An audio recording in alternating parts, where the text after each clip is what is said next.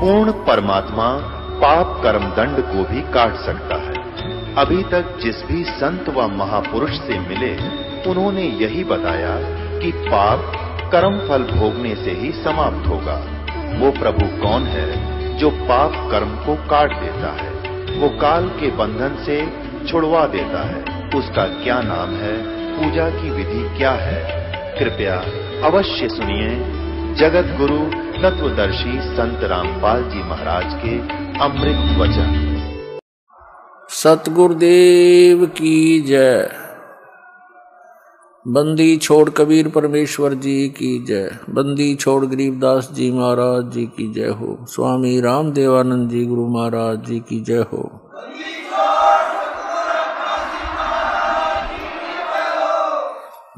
गरीब नमो नमो सतपुरुष को नमस्कार। गुरु की नहीं सुर नर मुनि जन साधुआं संतों सर्वसदी नहीं।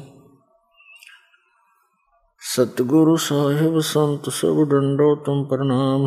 आगे पीछे मध्य हुए तिनको जा कुर्बान। निराकार निर्विषम काल जाल भयभंजनम निर्लेपम निज निर्गुणम अकल अनुवेशुंदनम। सोहम सुरति समाप्तम सकल समाना निर्तल। उज्ज्वल हिरंबर हरदमम बेपरवा अथाह वार पार नहीं मध्यतम। गरीब जो सुमर सिद्ध होई गणनायक गलता ना करो अनुग्रह सोई पारस पद परवाना। आदि गणेश मनाहूँ गणनायक देवन देवा। चरण कमल लौलाऊं आदंत करूं सेवा। परम शक्ति संगीतम रिद्धि सिद्धि दाता सोई। अवगत गुण अतीतम सतपुरुष निर्मोही। जगदम्बा जगदीशम मंगल रूप मुरारी। तन मन अर्पों शीसम भक्ति मुक्ति भंडारी।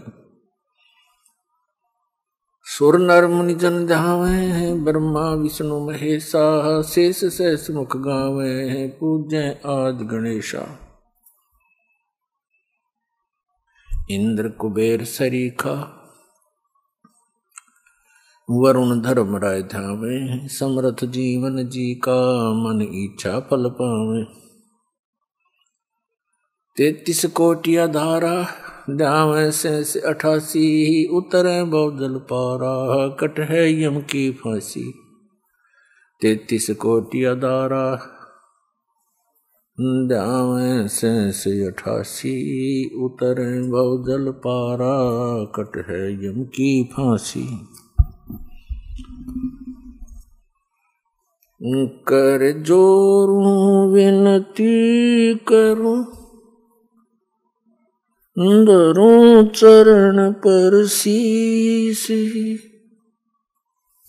गुरु जी राम देवानंद जी महाराज ने दियो नाम बख्शीश। कोटि कोटि सिजदा करूं कोटि कोटि प्रणाम। चरण कमल में राखियो मैं बंदी जाम गुलाम। कुत्ता हूँ गुरुदेव का रामपाल दास का नाम। गले प्रेम की जेवड़ी जहाँ खेचो वहाँ जाऊं मैं। तो करो तो बावड़ू दूर दूर करो तो जाऊं। ज्यों राखो त्यों ही रहूं। जो देव सो खाऊं। परम पिता परमात्मा पूर्ण ब्रह्म सारी सृष्टि के रचनहार कबीर परमेश्वर जी की असीम रजा से पुण्यात्माओं आप ये यथार्थ भक्ति ज्ञान सुन रहे हैं।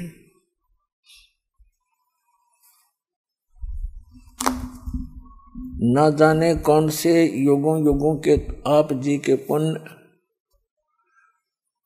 संस्कार आपके साथ जुड़े हुए हैं, जिस कारण से आप जी को मानव शरीर उस समय में मिला हुआ है जो समय परमात्मा ने पहले निर्धारित किया हुआ था। कलयुग का ये 5500 वर्ष जब बीत जाएगा, उस समय परमात्मा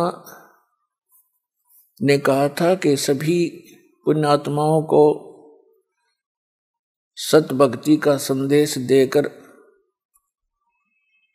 संपूर्ण अध्यात्म साधना का मार्ग बता करके पूर्ण मोक्ष प्राप्त कराएंगे। तो वो समय अब आ चुका है। कलयुग 5500 वर्ष बीत चुका है। परमात्मा का वो ठीक का समय, निर्धारित समय आ चुका है। तो आपकी बहुत ही प्रबल किस्मत है, बहुत पुण्यकर्मी प्राणी हो आप जी को अब मानव शरीर प्राप्त है, स्त्री या पुरुष का। पुण्यात्माओं, थोड़ी सी सतर्कता बरतना और जरा सा विवेक से काम लेना। अब के आपका युगों युगों का ये झंझट मिट जाएगा। असंख्य जन्मों का ये दीर्घ रोग लगा हुआ है अपने सभी को, जन्म और मृत्यु का। जब तक जन्म और मृत्यु है, सुख जीव को नहीं हो सकता।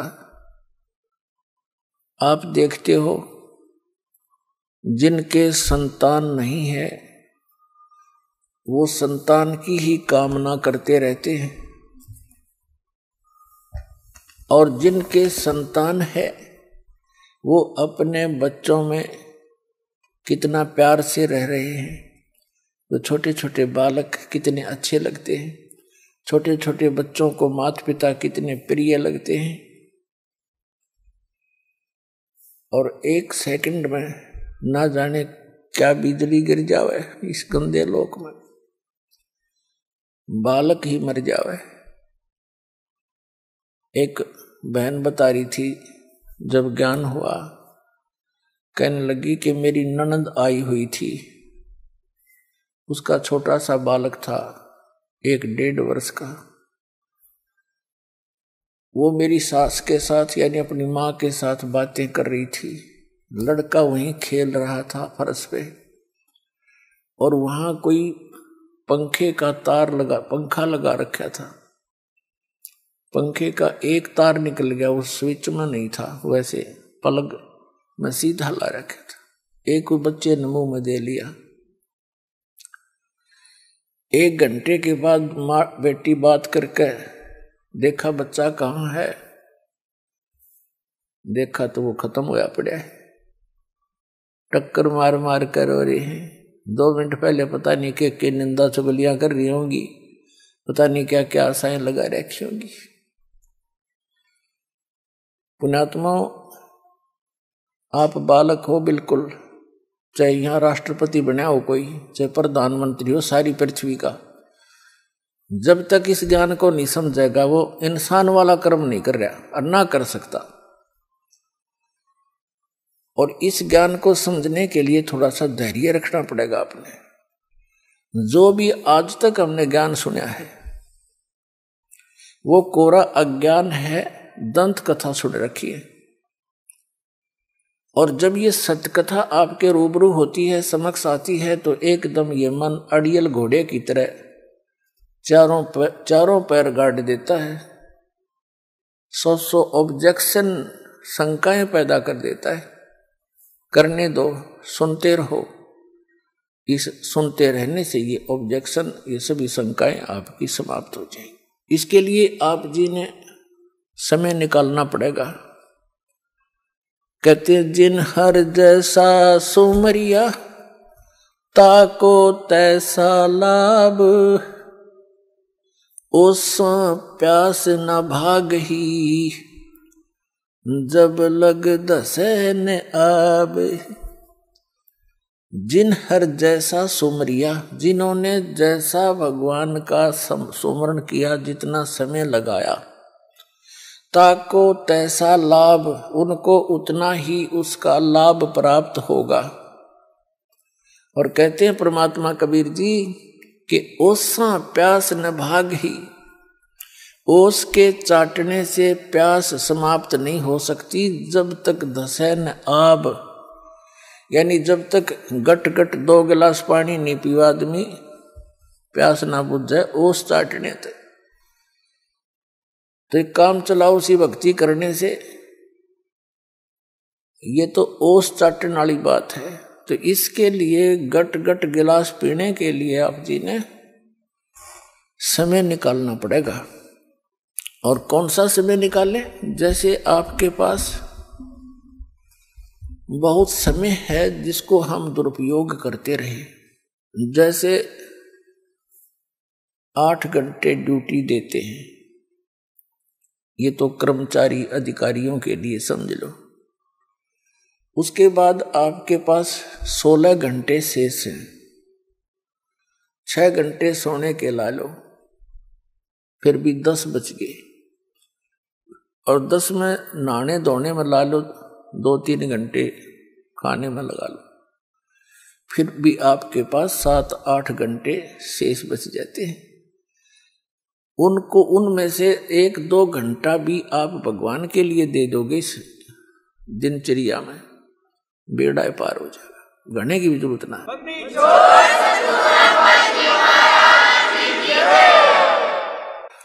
तो पुण्यात्माओं, जैसे हमने पहले शिक्षा का ज्ञान नहीं था और शिक्षा की कोई हम आवश्यकता भी ना समझा करते, हमने देखे हमारे दादे परदादे सारे अपने परंपरागत कार्यों को करते रहे। किसान है, किसान के काम में लगे रहे पिछली सारी पीढ़ियों की जितने भी याद हैं।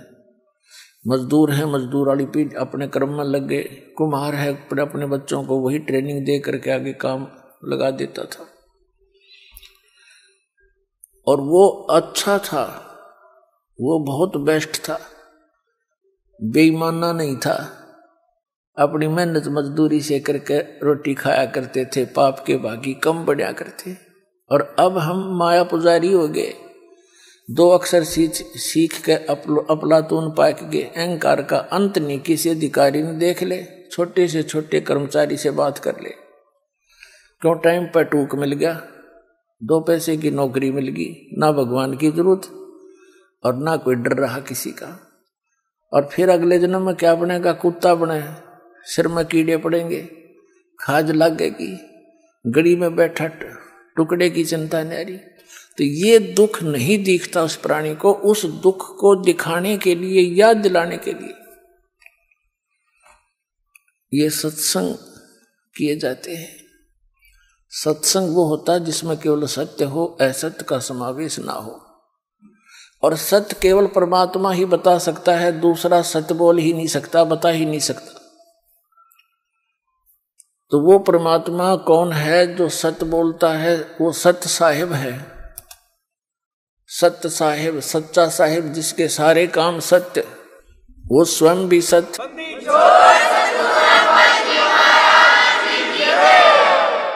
तो वो सत्य साहिब कौन है? वो कबीर साहिब है, जो काशी में इस कलयुग के अंदर, बनारस के अंदर, भारतवर्ष की पावन धरती पर 120 वर्ष रहे, एक जुलाहे का काम किया करते थे और अपनी मेहनत मजदूरी करके,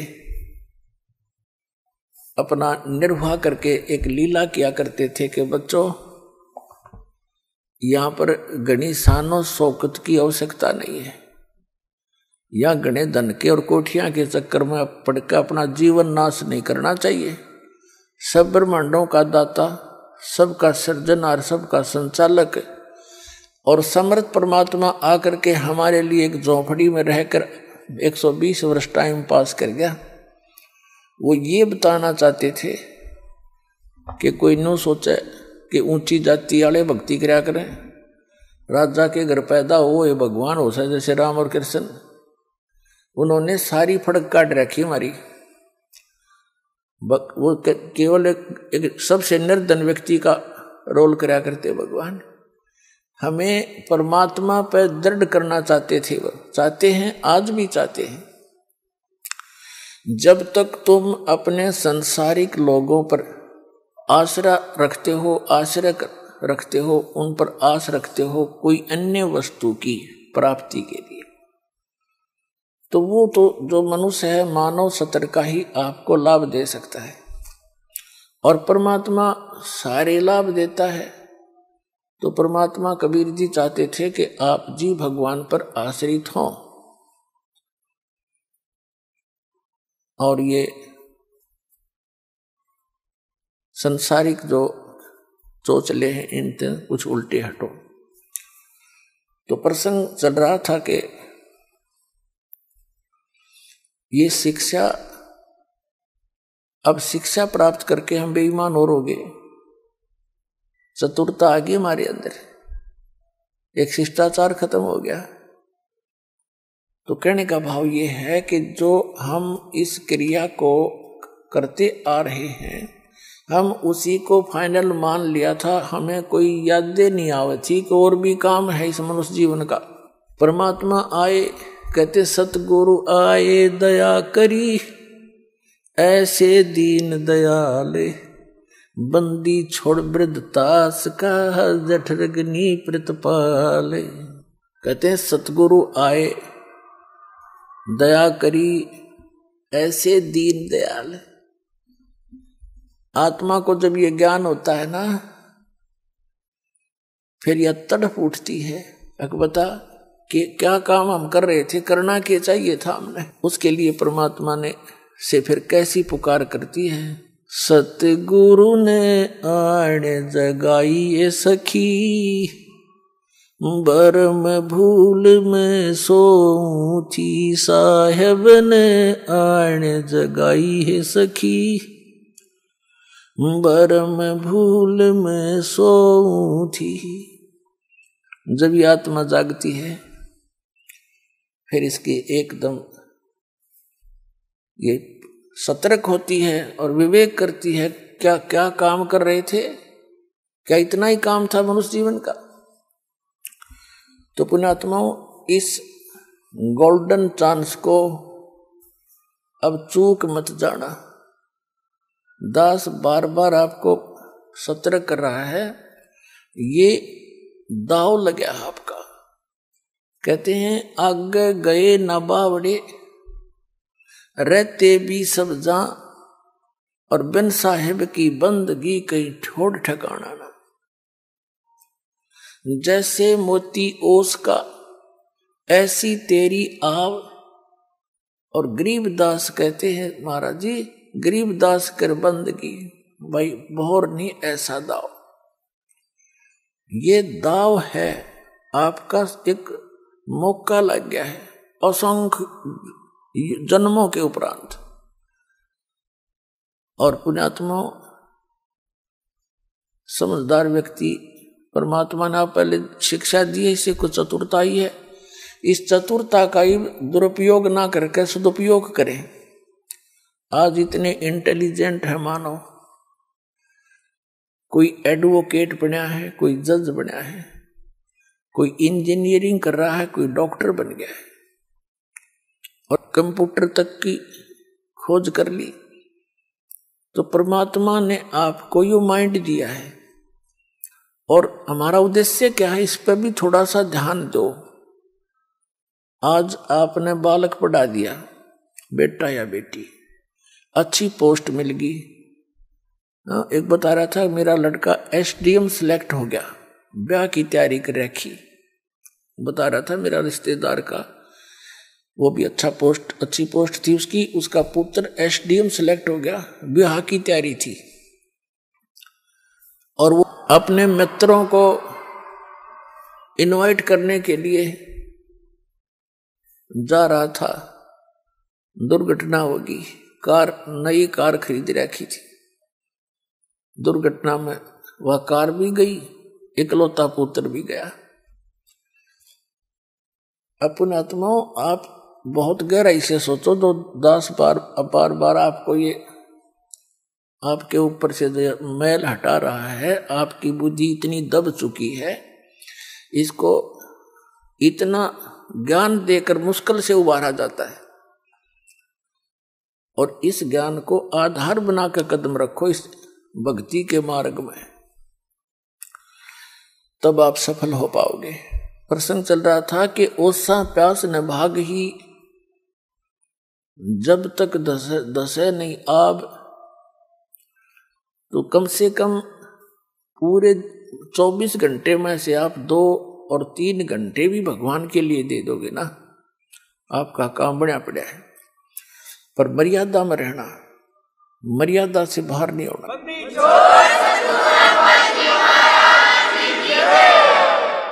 अब देखो पुण्यात्मा, ये दूसरे संत भी परमात्मा की वाणी को पढ़कर जैसा उनकी बुद्धि ने काम करा, कुछ थोड़े बहुत मिलते जुलते से ज्ञान को बताते रहे। वो भी कहते हैं 2.5 घंटे भक्ति करो, जैसे 24 घंटे हैं वर्ष एक दिन रात में, तो 10% समय भी मालिक में ला दें तो 2.5 घंटे बन गए, यानी 2 घंटे 40 मिनट ला लो। तो कहने का भाव ये है कि इतना समय आप इस सत्य भक्ति पर दोगे तो उसका फल मिलेगा, और इतना ही समय आप अन्य संतों के कहने से उनके द्वारा बताए गए मार्ग में लगाते तो वो व्यर्थ था, वो व्यर्थ था। तो अब समय भी आपका लगे और उसका सदुपयोग भी हो, सतभक्ति करेंगे तो इतने में आपका मोक्ष हो जाएगा। मर्यादा इसमें बहुत जरूरी बताई है। तो क्या बताते हैं परमात्मा, यहाँ प्रत्येक प्राणी को परमात्मा से डर कर रहना चाहिए। आज हम अज्ञानता के कारण ना जाने कितनी गलतियां कर बैठते हैं, और उन गलतियों के कारण फिर हम आगे चल के बहुत दुखी होते हैं। अब जैसे बच्चे छोटे होते हैं, नादान होते हैं, अनजान होते हैं, बिजली के तार ने को पकड़ के, जैसे भी उदाहरण दिया था, उसको पकड़ लेते हैं और मुख में दे लेते हैं, जीवन से हाथ धो बैठते हैं।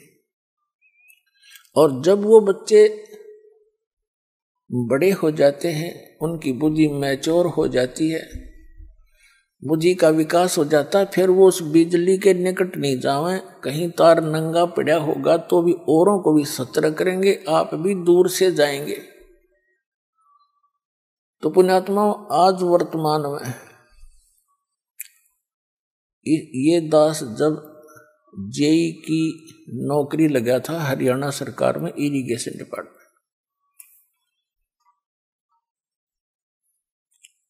सन 1977 में, उस समय पूरे विभाग में एक आधे अधिकारी के ऊपर उंगली टेका करती कि वो रिश्वत लेता है, और सब हॉनेस्ट होते थे। और जब दास ने सन 1995 में इस भक्ति मार्ग पर लगा, गुरुदेव के आदेश से नाम दीक्षा देने लगा, समय का अभाव हुआ। 1995 में 18 वर्ष सर्विस करके रिजाइन कर दिया, सर्विस छोड़ दी। तो उस समय 18 वर्ष के अंदर इतनी गिरावट आ गई थी कि एक आधे अफसर पर उंगली टिका करती कि वो रिश्वत नहीं लेता, बाकी सारे डूब लिए। तो कितनी स्पीड से गिरावट होगी हमारी। इस काल ने यूं नाश करना था, हमारे अंतःकरण में मलिनता भरनी थी, माया की दौड़, इसको विकास मानते हैं। क्या विकास मानते हैं कि पश्चिमी देशों ने, अमेरिका, इंग्लैंड, जर्मनी, जापान आदि ने बड़ा विकास कर लिया, क्या विकास कर लिया? परमाणु बम बना लिए, अपनी साथ का विकास कर लिया, अपने नाश का विकास कर लिया। फिर कंप्यूटर बना लिए, मोबाइल बना दिए, बड़ी अच्छी बात है। अब पुणात्माओं, यदि भक्ति नहीं है, भगवान राजी नहीं है, प्रसन्न नहीं है, और 2 वर्ष वर्षा ना करे परमात्मा, इनकी यह विज्ञान भी, इनका विकास भी धरा धराया रह जाएगा सारा। इनमें कोई बैठनी है ना पावे, टक्कर मार कर मर जा जनता। इन आपदाओं से बचने के लिए, और यहां तो सुख हो ही नहीं सकता। एक तरफ से कोई विकास होगा, दूसरी तरफ से और दुख पैदा हो जाता है। अब दूसरी बात, जैसे भारतवर्ष के अंदर, जैसे पहले भारतवर्ष पराधीन होने के कारण विकास नहीं कर सका, लेकिन विकास नहीं हुआ तो आत्मा का नाश भी नहीं हुआ था इतना जितना स्वतंत्र होने के बाद हो गया। पहले अपना नेक नीति से रहा करते थे, भगवान से डरते थे। अब बद फैल गए हमारे। तो कहने का भाव ये है कि अब भी भारतवर्ष के अंदर अभी इंसानियत भी जीवित है, बड़े छोटे की थोड़ी बहुत मर्यादा भी जीवित है, और निर्लज्जता भी बहुत कम है। उसकी कहीं कहीं आग लगी दिखाई देती है, जैसे गुड़गांव जैसे शहर में इसको विकास मानने लग गया आजकल। लड़कियां अर्धनग्न घूमती हैं, ये खाक विकास है? पता नहीं किसी पजामी पहन के अंडे कार्टून बन के, तो ये विकास है? तो पुण्यात्मा, आत्मा के नाश को हमने विकास मान लिया। विकास अब शुरू होगा। हम परमात्मा की शरण में रहेंगे, भक्ति करेंगे, और परमात्मा हमारे को अनेक आपदाओं से बचाएगा। और जो आवश्यकता हमें होगी हमारे अनुकूल, उस आवश्यकता को भगवान पूरा करेगा। कितना है कोई अपने आप को विद्वान मान रहा हो और वैज्ञानिक मान रहा हो, और उसके सामने कोई आपत्ति आ जाती है तो कोई विकल्प नहीं उसके पास, और हम उस परमपिता की आड़ में चलेंगे, शरण में रहेंगे, तो हमारे ऊपर कोई ऐसी आपत्ति आओगी तो परमात्मा आपको नारा दिखाओगा कि भगवान ऐसे काम करता है। तो पुण्यात्माओं, हमने भगवान पर आश्रित होना है। ठीक है, परमात्मा की देन है, जैसे कंप्यूटर है, ये एक विशेष देन है भगवान कबीर साहब की। इसका अब सदुपयोग होना चाहिए, इसका सदुपयोग हो। सदुपयोग कैसे हो?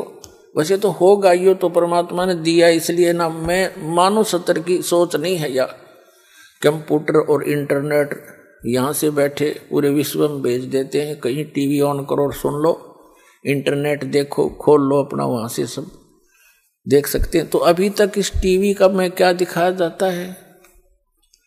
राजनेताओं की चोरियां, उन्होंने ऐसा करा, उसने ऐसा किया, उन्होंने ऐसा किया, चलो ठीक है।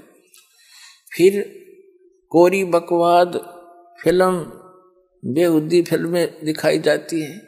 फिर ये मोबाइल बन गए, इन मोबाइलों के अंदर ऐसे कुछ भी गंद भर लो इनमें, लेकिन अब इनका हम सदुपयोग करेंगे। इन टीवी चैनलों के ऊपर भगवान की चर्चा चला करेगी, और मोबाइलों के अंदर परमात्मा की वाणी होया करेंगी। ये बकवाद नहीं रहेंगी कुछ दिनों में, क्योंकि ये करके छक लिए।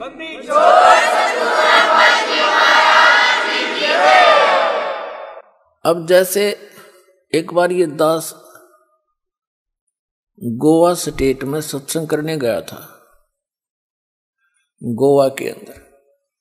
वहां 5 दिन का सत्संग किया, और वो कुदरती उस समुद्र के किनारे ही 5-7 एकड़ यानी 1800 फुट की दूरी पर एक मैदान था, वहां सत्संग किया।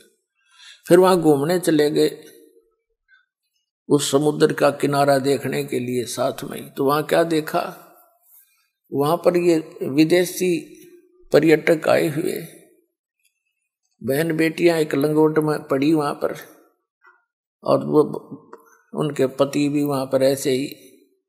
फिर देखा, एक आध से बात की, तो वो भाषा हमारी समझानी, हम उनकी समझानी। तो दूसरे किसी ने बताया कि ये बड़े रईस व्यक्ति हैं,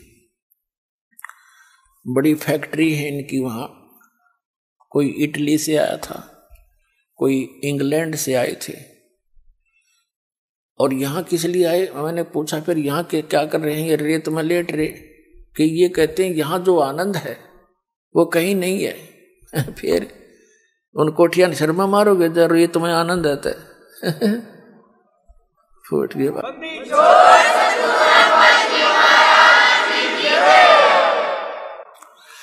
तो पुण्यात्माओं, हमारे परमात्मा ने जो हमें रहने की विधि बताई थी, एक अपनी लीला की थी, उस जैसा आनंद नहीं। उस आनंद को हम पुनः स्थापित करेंगे। अब यहाँ वैसे आनंद नहीं है, लेकिन हल्के दुख हल्का हो जा, थोड़ा सा कम हो जा, हम उसने आनंद मानते हैं। तो वो भी इस परमात्मा की रजा से आपको होगा।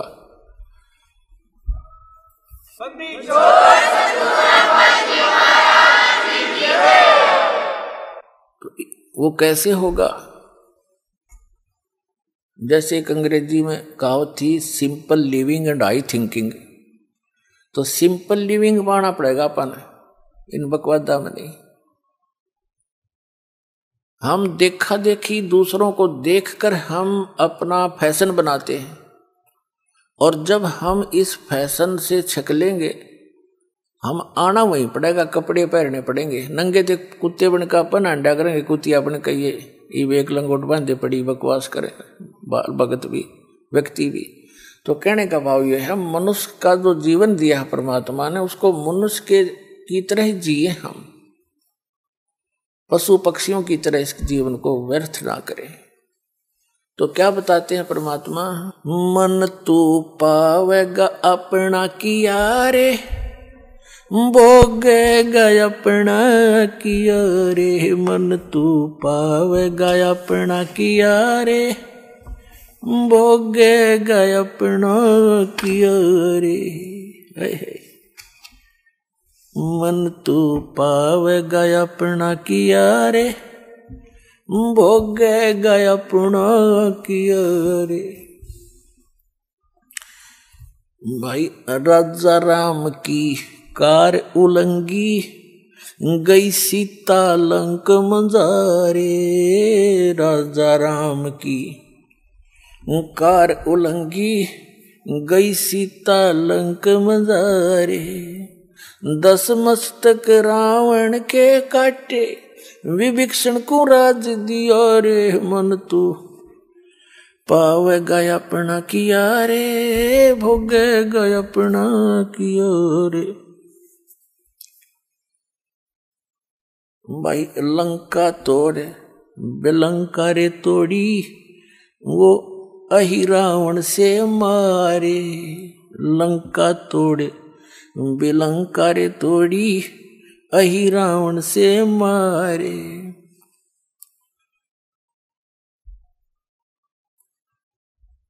10 मस्तक रावण के काटे, विभीषण को राज दियो रे। मन तू पावेगा अपना किया रे, भोगेगा अपना किया रे।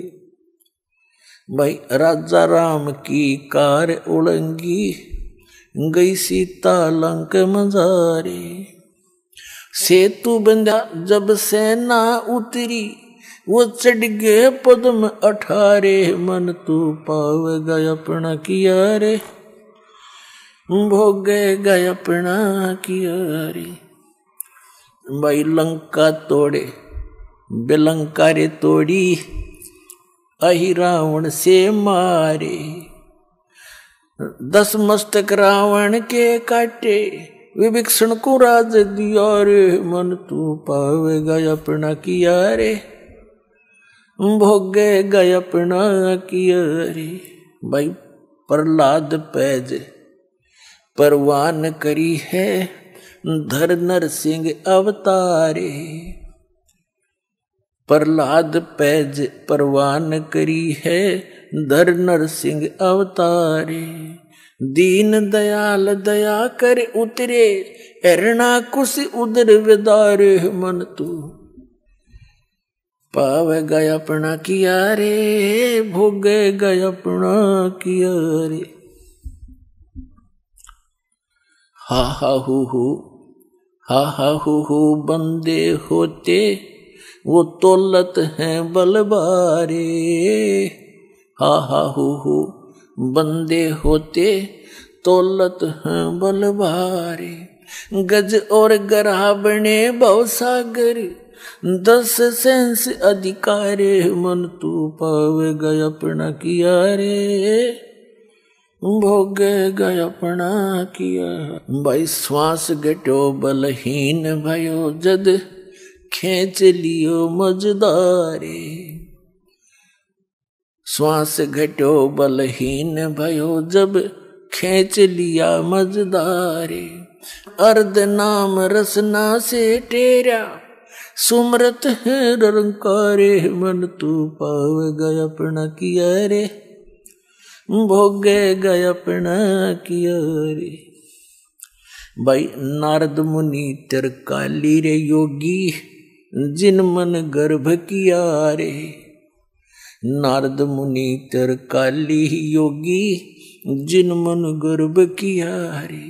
पल में पूत बहतर जाए रोवत केस उपाड़े मन तू। पाव गया अपना किया रे भोगे गया अपना किया रे। भाई कृष्ण गुरु दुर्वासा होते 56 कोटि सिंगारे। कृष्ण गुरु दुर्वासा रे होते 56 करोड़ सिंगारे। अम्बरीश के चले अपूठे वो दुर्वासा से हारे मन तू। पावे गया अपना किया रे भोगे गया अपना किया रे।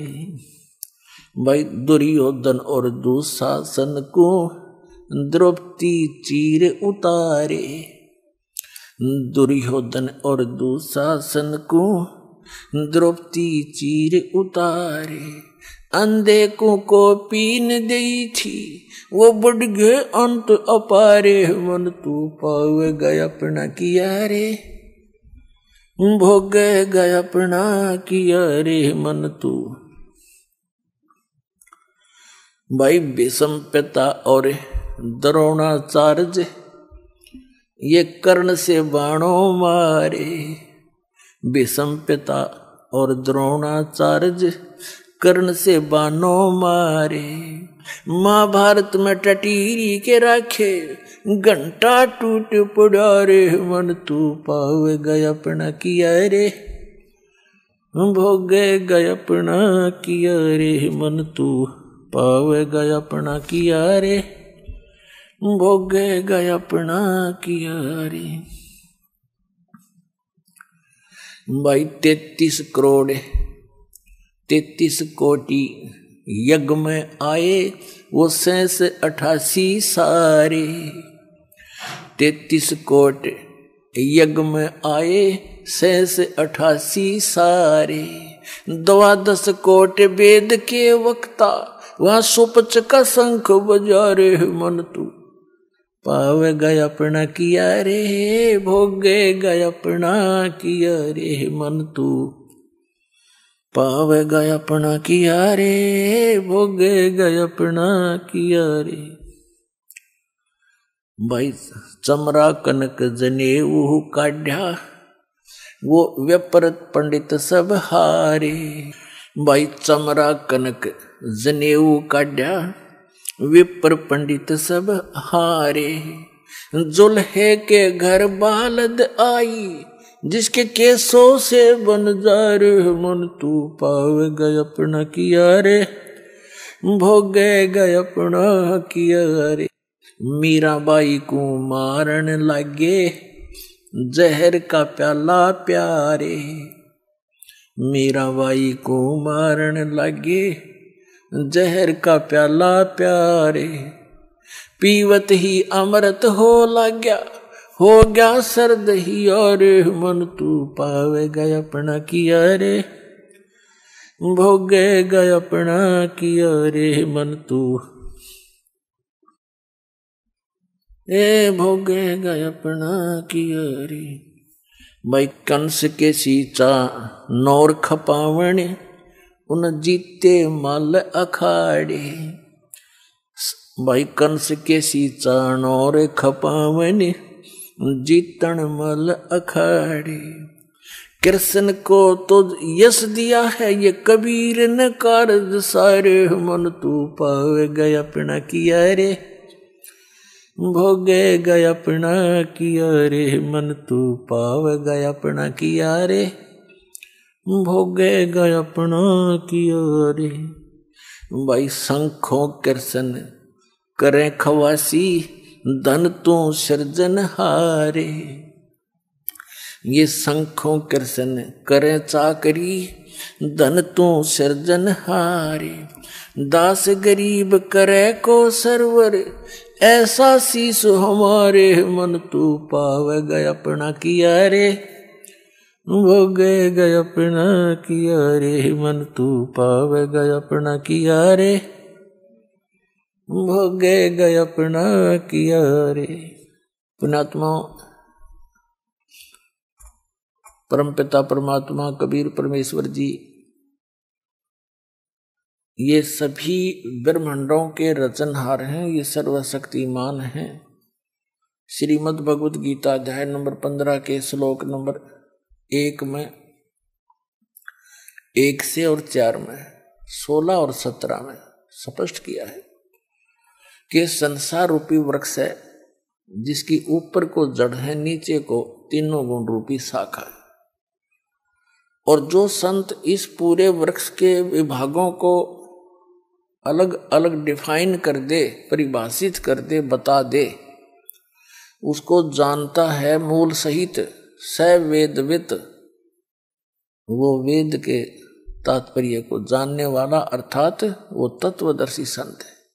तत्वदर्शी संत की प्राप्ति के उपरांत परमेश्वर के उस परम पद की खोज करनी चाहिए, जहां जाने के बाद साधक कभी लौटकर संसार में जन्म मृत्यु में नहीं आता।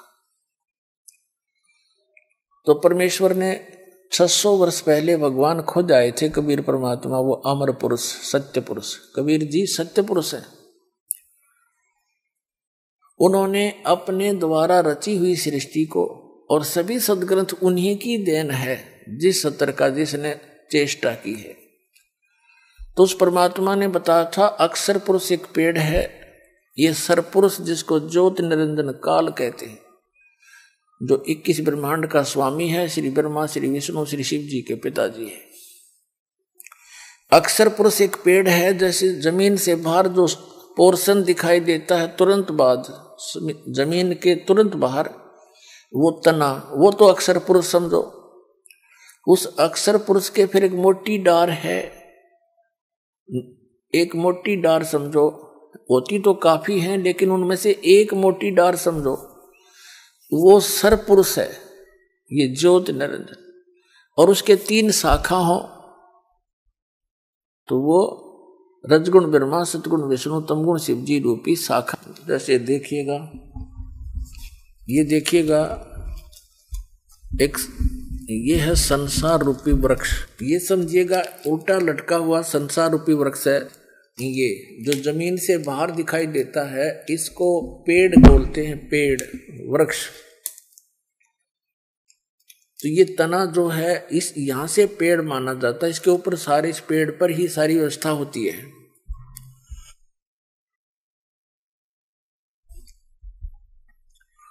अक्षर पुरुष परमात्मा ने बताया, अक्षर पुरुष एक पेड़ है, निरंजन सरपुरुष वा की डार, और तीनों देवा शाखा हैं, ये पात रूप संसार। रजगुण ब्रह्मा, सतगुण विष्णु, तमगुण शिव जी रूपी शाखाएं हैं ये, और हम आप जी यहाँ पात रूप संसार। और ये जड़ कौन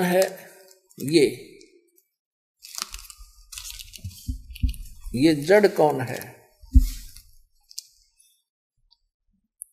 ये हो परम अक्षर ब्रह्म, पूर्ण ब्रह्म। ये संसार रूपी वृक्ष की मूल है। और गीता अध्याय नंबर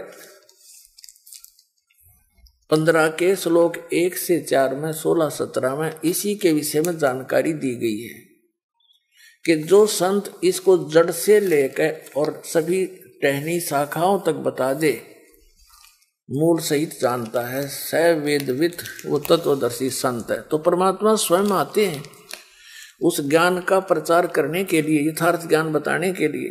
तो जब परमात्मा आए तो उन्होंने ये ज्ञान बताया।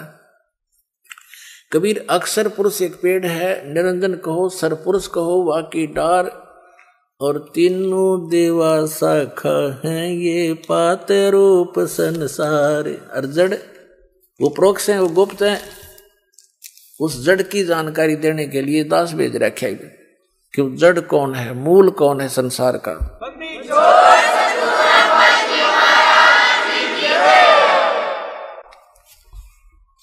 तो ये मूल जो है ये परम अक्षर ब्रह्म है। ये कबीर परमेश्वर है जो काशी में धानक रूप में, जुलाहा रूप में रहा करते थे। और वो खुद भी कहते हैं कि अवगत से चल आया, मेरा कोई भेद मर्म नहीं पाया। मात पिता मेरे कुछ नाही, ना मेरे गरदासी, और जुल्हे का सुत आन कहाया, जगत करे मेरी आसी। परमात्मा कहते हैं ना मेरे कोई माता पिता है, मेरा जन्म नहीं हुआ, ना मेरे कोई स्त्री, और जुल्हे का सुत आन कहाया। जनता मेरी हंसी करे, दानक है, जुलाया है, पर समय आने पर पता चलेगा मैं कौन हूं। तो आज उस परमात्मा का पता चल गया वो कौन है। वो हमारे पिता हैं।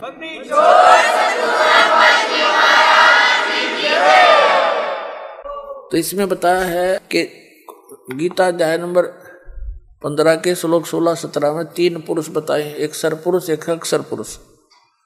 सरपुरुष ये ज्योत निरंजन है, इसके 21 ब्रह्मांड है, इतना ही ये प्रभु स्वामी है। और अक्षर पुरुष इसके 7 शंख ब्रह्मांड है, ये इतना ही स्वामी है। और ऑल ओवर कंट्रोल असंख्य ब्रह्मांडों का स्वामी, इंक्लूडिंग सरपुरुष और अक्षर पुरुष के ऊपर भी जिसकी सत्ता है, उन सहित सब का जो मालिक है वो कंप्लीट गॉड है, पूर्ण ब्रह्म है, कबीर साहब है, जो काशी में दानक रूप में आया था पुण्यात्मा। हमने भगवान की डेफिनेशन का ही नहीं पता था अभी तक। कोई कुछ सट्टे मारे था हमने वो भी मान ली, कोई कुछ तुक्के मारे था वो भी हमने मान ली, क्योंकि हमें कुछ ज्ञान नहीं था। तो परमात्मा ने आपको शिक्षित इसलिए किया है कि आप भगवान पहचान लो। और 2 रोटी का रोड़ा है इस सारे जीवन में, 2 रोटी, 2 समय के टूक, और तो बढ़िया देगा आपको, 10 पे लिखवा लो चाहे, इस पर ध्यान ज्यादा।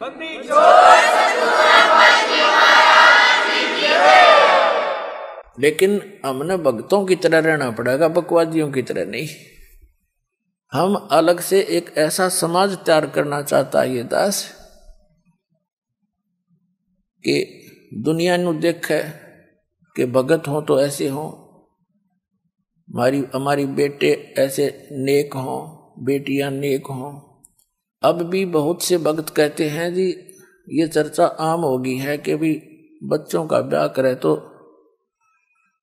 इस दास की संगत में करे, बीड़ी वह पीते नहीं, शराब वह पीते नहीं, हाथ भी ना लाते। आधा सुख तो बेटी ब्याहन वाले 9 दिन हो जाए, जो उस लड़की का पति दामाद एक नेक आत्मा हो, जीवन सफल हो जाता है। पहले तो बेटी ब्याहन की चिंता, ब्याहने के लिए फिर पता नहीं के कुबद करनी कराते हैं लोग, दहेज मांगते हैं। तो यहाँ तो कति कलीन चिट कर रखी है दास ने, जो रिश्वत लेगा, जो दहेज लेगा, बीड़ी शराब मांस तम्बाकू पीवेगा, वो भक्ति के आसपास नहीं रहेगा।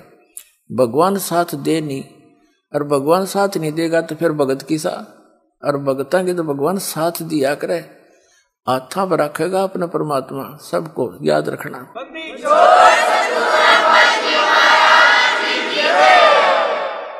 और फिर ये समाज हमारा किसी भी फील्ड में जाएगा, चाहे किसी भी फील्ड में जाएगा, चाहे कोई डॉक्टर बनियो, चाहे इंजीनियरिंग बनियो, क्योंकि रोटी के लिए चल रही है, इसमें थोड़ा बहुत तो हिस्सा लेना ही पड़ेगा आपसे। और चाहे कोई अन्य किसी फील्ड में भी जाएगा, भगवान से डर कर रहेगा, निर्भय होकर काम करेगा, बेटा या बेटी जहाँ भी, चाहे कोई बिजनेस में होगा या अपने घर में रहेंगे, शांति से रहेंगे। तो कहने का भाव ये है, जो हाहाकार माचरी से बताओ, वर्तमान में जजों पर भी उंगली टेके कि कुछ लोग भ्रष्ट हो गए, प्रशासनिक अधिकारी, फिर कहाँ जावा ये जनता गरीब। राजनेताओं की ताब रोज कल की पार्टी देखो, किसने इतने घपला कर दिया, उसने इतने 1000 करोड़ का, लाख करोड़ का कर दिया। सिर में मारेंगे उन करोड़ों का, ज्ञान को नहीं। उस अनजान बालक की तरह बिजली के तार को मुख में दे बैठे ये, तो फिर हाथ भी ना लावा जहर दिखाई देगा। वो पैसा कहाँ से आता है? टैक्स का। टैक्स कहाँ से आता है? आपसे, गरीबों से।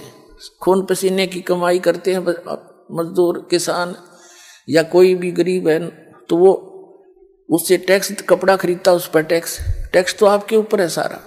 तो उस टैक्स को कौन खाते हैं? जो भ्रष्ट लोग हैं वह खाते हैं, उस जहर को, विष को खाते हैं। और कहाँ ले जाएंगे? पीछे एक मुख्यमंत्री के बारे में हेलीकॉप्टर में जा रहा था, पता नहीं क्या क्या स्कीमें बना रखी थी, आगे का क्या क्या टारगेट था, हेलीकॉप्टर में मर गया पड़ के। अब कहाँ गई वो, उसकी वो जो बकवाद थी।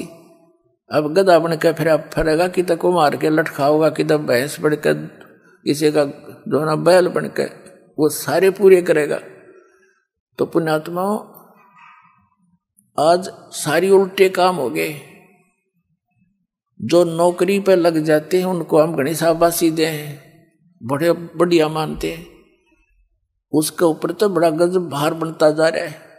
बात ये नहीं है कि नौकरी ना करे, लेकिन अब इस भक्ति के मार्ग पर लगने के बाद अपनी निर्धारित पे पर निर्वाह करे और उसके अतिरिक्त विष समान समझ ले, तो कोई पाप नहीं रहेगा, भगवान साथ रहेगा। एक प्रशासनिक एक अधिकारी था, जब दास ने नाम लिया था, आंख थोड़ी थोड़ी खुल गई थी हमारी भी, ये बुरे काम का बुरा नतीजा। उसने रिटायर होने से पहले कमिश्नर रैंक का था एक, और किसी महकमे का वो डायरेक्टर लगा हुआ था। रिटायर होने से 6 महीने पहले पुत्री का ब्याह किया,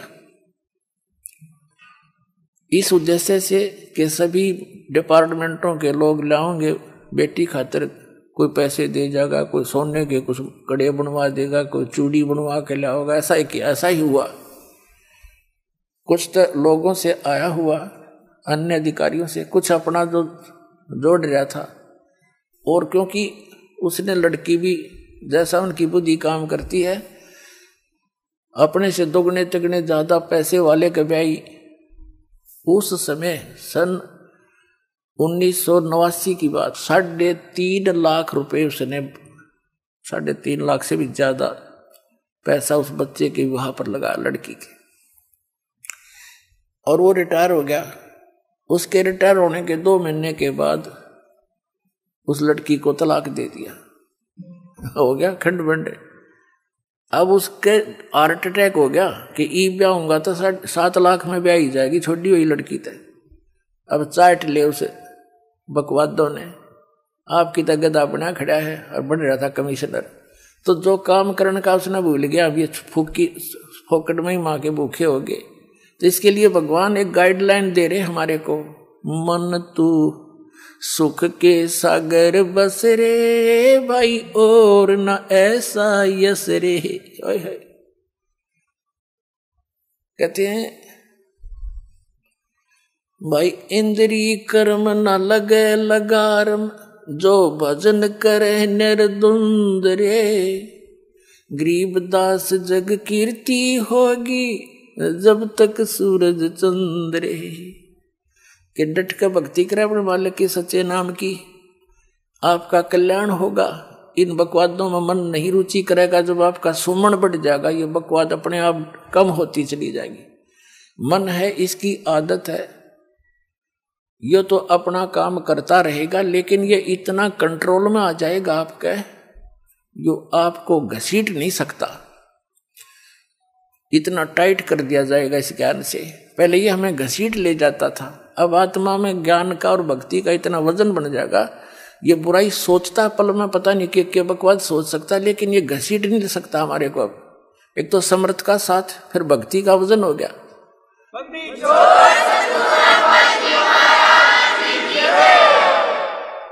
तो कहते हैं इंद्री कर्म ना लगे लगारम, जब भजन करे निर्द्वंद रे, कंटिन्यू भजन करे, मालिक की आस्था बनाए रहे, कभी ज्ञान पढ़ ले, कभी सुमन लग कर ले, कभी सुबह की आरती, कभी दोपहर की, कभी शाम की। इस मन ने, इसमें आत्मा ने इसमें रंगे रखे। यो मन तो भूत है, भूत जंद है, यो इसने कामलाएं रखे। एक महात्मा ने अपने चेले से कहा कि बेटा तू एक सिद्धि सीख ले। अगजी बताओ, उसने कुछ जंतर मंत्र करे, बताए, उस लड़के ने वो अपना अनुष्ठान पूरा कर लिया।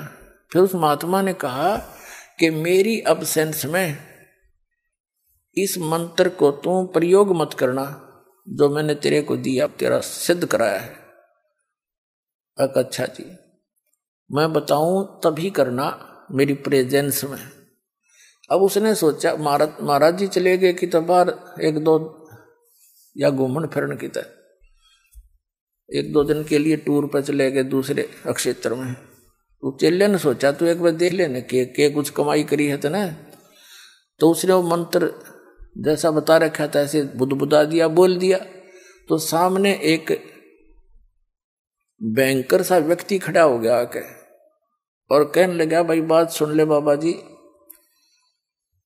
मैं हूं जंद, और देख मुझे एक काम बताता रहना, और तेने जो काम नहीं बताते तेरी गर्दन दाबूंगा मैं।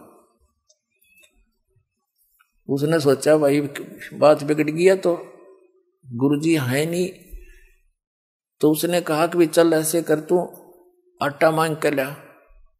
उन्हें 28 जोड़ी और मांग का आटा ला तेरा, और बता कि लकड़ी तोड़ लिया, और लकड़ी तोड़ लिया। उसने सोचा भाई क्या बताऊं, पानी भर लिया, पानी भर लिया। उसने मुश्किल माच की कि भाई ई भी यो सारा काम करा लिया, भाई झाड़ू दे दे, झाड़ू दे दिया, चारपाई बिछा दे, चारपाई बिछा दी। अब उसका पसीने छूट रहे, इतने में वो गुरुजी आ गए और भाज के उनके चरणा में पड़ गया, गुरुजी मुझे बचाओ इससे, बचाओ इससे। अरे क्या हो गया? गुरुजी ने कहा तेने वो काम कर दिया जो मना कराया था। अगली मन ने सोची देखते लो क्या क्या कुछ उपलब्धि हुई है, और मुझे बचाओ ये नौका है, या तो काम बताना तेरी गर्दन दाबूंगा। तो गुरुजी बोले भाई नो कह दे, इसने एक बांस ले आवा लंबा। अच्छा जा भाई बांस लिया लंबा। वो बांस ले आया, अक्सर ने गाड़ दिया जमीन में, उन्हें गाड़ दिया कि इस पर चढ़े जा उतरे जा, और मैंने जरूरत होगी जब तेने काम ला लूंगा। तो पुण्यात्मा यो मन है जंद भूत, इस राम नाम का बांस गाड़ दिया परमात्मा ने भी, इस पर चढ़ाए जाओ और उतराए जाओ, बाकी काम हो जाओ उसमें ला ले।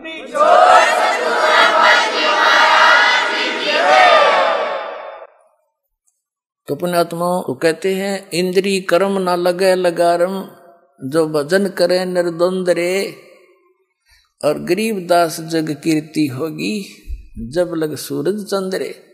आपकी यहाँ भी महिमा होगी जैसे ध्रुव प्रहलाद जैसे महापुरुषों की, और गरीबदास जी, नानक जी, रविदास जी, और गीसा दास जी, मुल्कदास जी, दादू साहिब जी, और धर्मदास जी साहिब जी जैसे महापुरुषों की आज तक गुण गाए जाते हैं। अपना कर्म बनाएंगे, हमारे लिए उदाहरण बनेंगे, अपनी किस्मत अपना मोक्ष प्राप्ति करेंगे।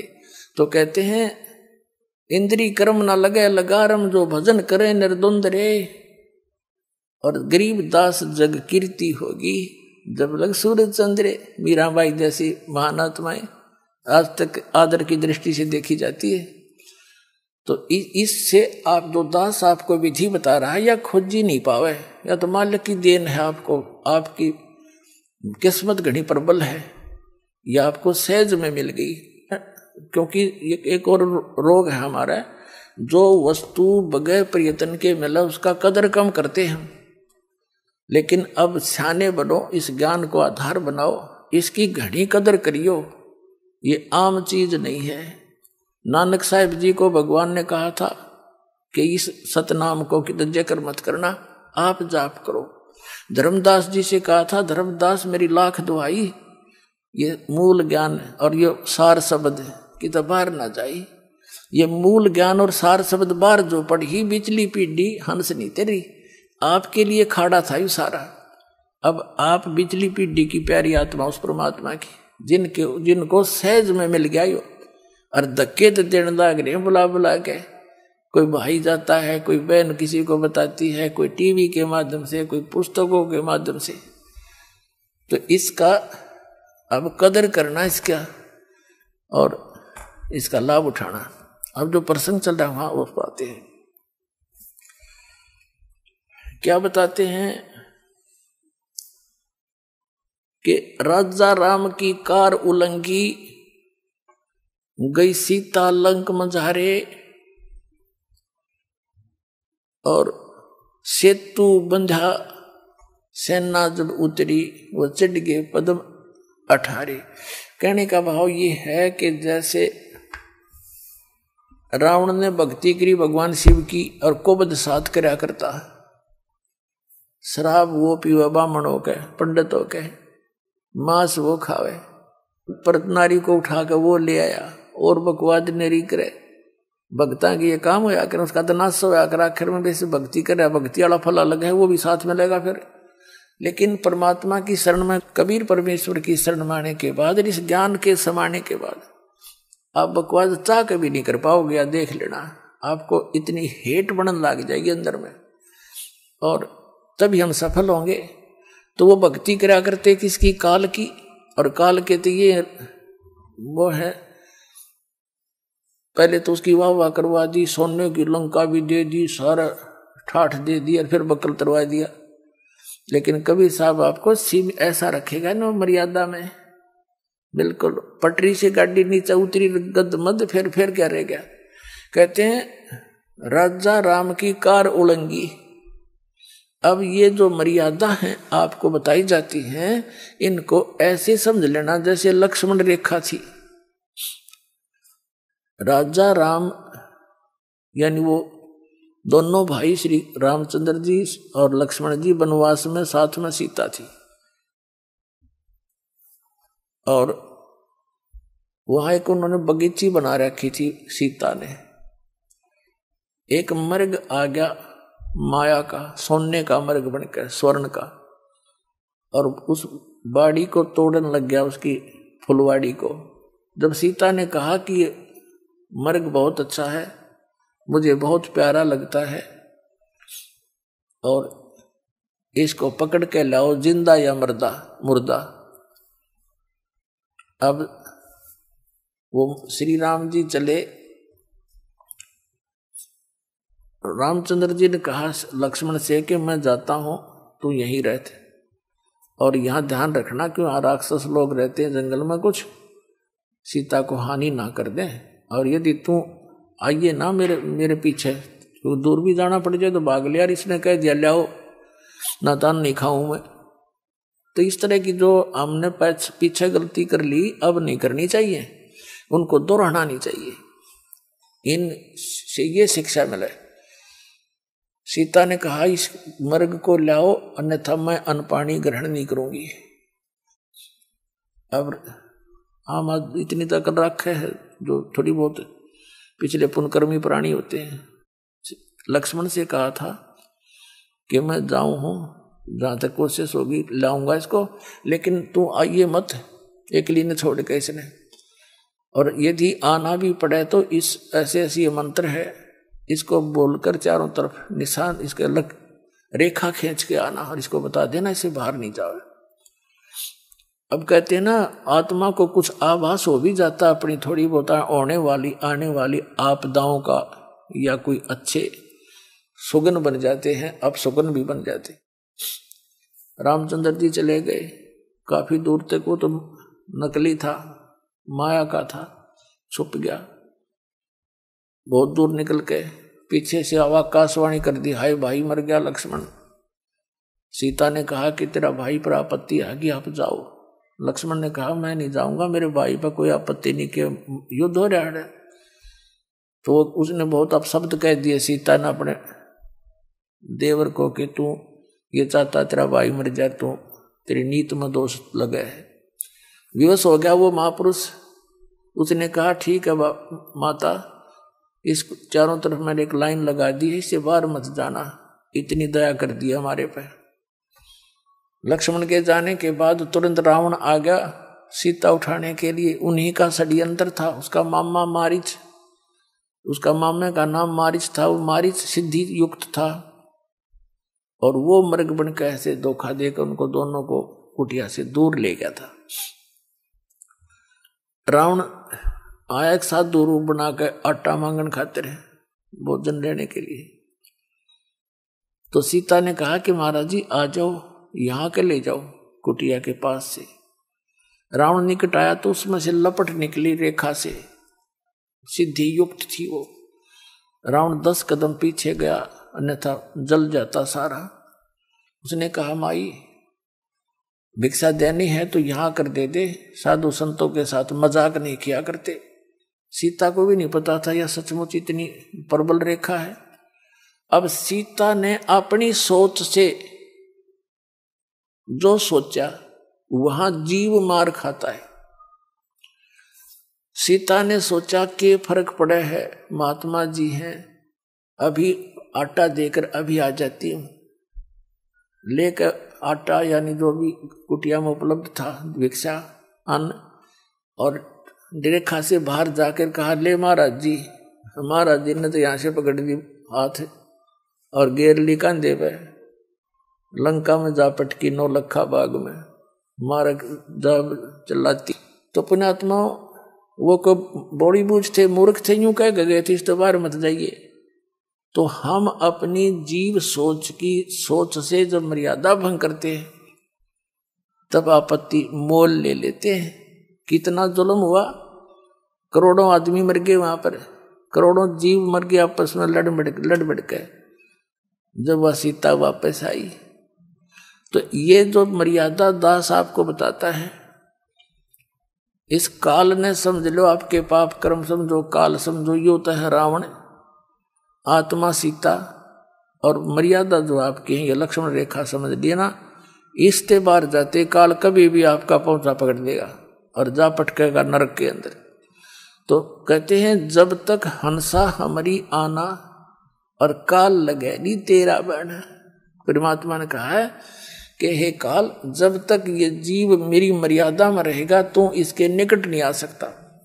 तो काल ने कहा था कि सबसे पहले मैं इसकी मर्यादा ही खंड करवाऊंगा। उसने ये विचार कर रखा है कि पहले इसका नाम तोड़वाऊं और फिर इसको सजा दे सकता हूं, वैसे तो नहीं दे सकता।